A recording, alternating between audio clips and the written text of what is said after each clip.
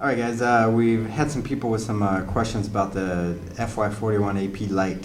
What they're doing is they're getting ready to put it up on their planes, and they're coming across an issue where their transmitter is actually not communicating with their receiver. From some of the people we've talked to, it's been an easy fix. In the menu you have 4 flight modes. You have a directional heading, which is called line mode. You also have another directional heading, which is called path mode. And you have return to home, which is go home. And you have a auto balance or an auto circle mode. So the line and the path are almost the same thing as from what I've been told. Tomorrow, whenever I take this out and fly it, I'll try it out and see exactly how it goes. But either line or path, one of them is going to control your direction and your altitude.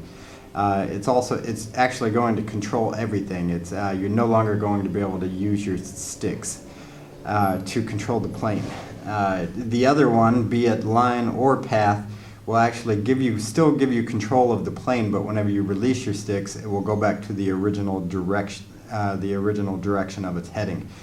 So what we want to do today is we want to show you how to enter into the menu of the autopilot and change this. With the transmitter setup, you can either enter into this menu via your monitor or your goggles. So we're going to show you how to do that. This switch here, I have my flight modes, be it RC with 1 blinking light, auto balance mode, which has 2 blinking lights, and 3D mode, which has 3 blinking lights.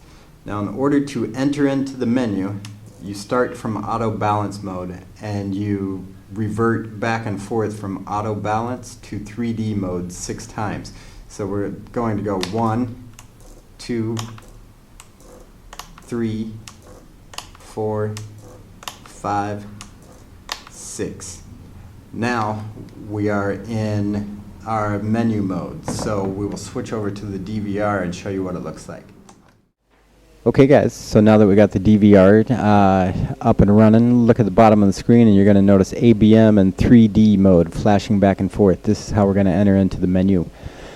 From here, top left-hand corner of the screen, you're going to see the servo, gain, and reverse. This is where you can adjust your gains for the aileron, elevator, throttle, rudder, and you can also adjust the settings from normal to reverse. This is just one way you can enter into the menu and change some of your settings. You can also adjust the reverse settings from your radio. It's really up to you on which way you want to adjust it. But moving down to the switch mode, this is where you're going to be able to set your return to home, which is actually called go home on this autopilot. You can set return to home. You can set auto circle mode. You can set a line mode and a path mode. So tomorrow we're actually going to, I've only flown this in auto circle and return to home. I have not flown line mode or path mode. So tomorrow I'm going to go out and try them out just to see exactly what the difference is. But you can see on switch mode here how I'm cycling through some of the options that you have. Right now I'm just going to leave it on go home, null, and I believe I'll probably set it to path. And when I go out tomorrow, as long as it's not raining, I will try to figure out exactly what the difference between path and line mode is. Now, just below the switch mode, you're going to notice install settings. This is just the position of your autopilot.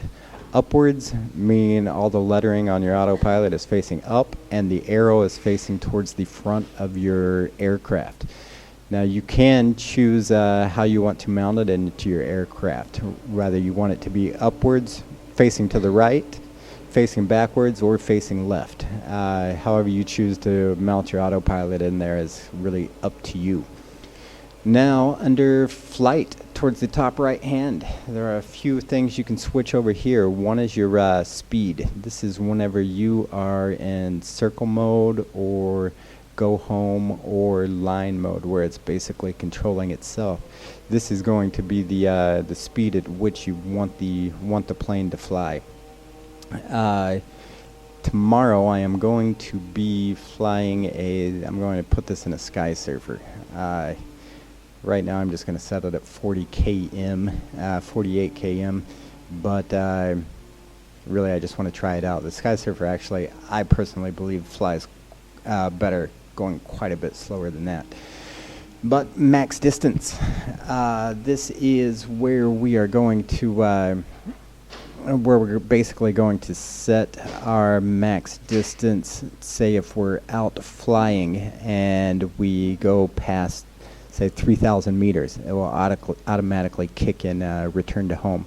Now, tomorrow I'm also going to be trying an RMILC UHF system. It's going to be the first time I'm trying it, so I'm probably just going to start with 4,000 meters just in case something unexpected happens and the plane gets more than 4,000 meters out. It'll automatically kick in return to home. With trying the UHF system for the first time, I really just want to keep it close, so not go too far out until I get a little more trust built up in the system. Okay, now that we got the max distance set, this is where you can also do the airspeed adjustment. I'm really not even sure what that is yet. I'm gonna have to look into that. Later. That is, I do not use the airspeed sensor. Mix settings. This is where you can choose what type of a plane you are flying. I'm going to be flying a Sky Surfer tomorrow, so I'm just going to leave it at normal because that's the kind of plane it is.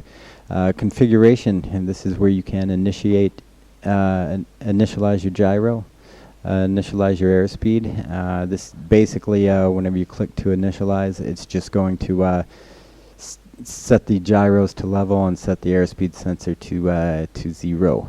Once you do that, you're going to save and exit.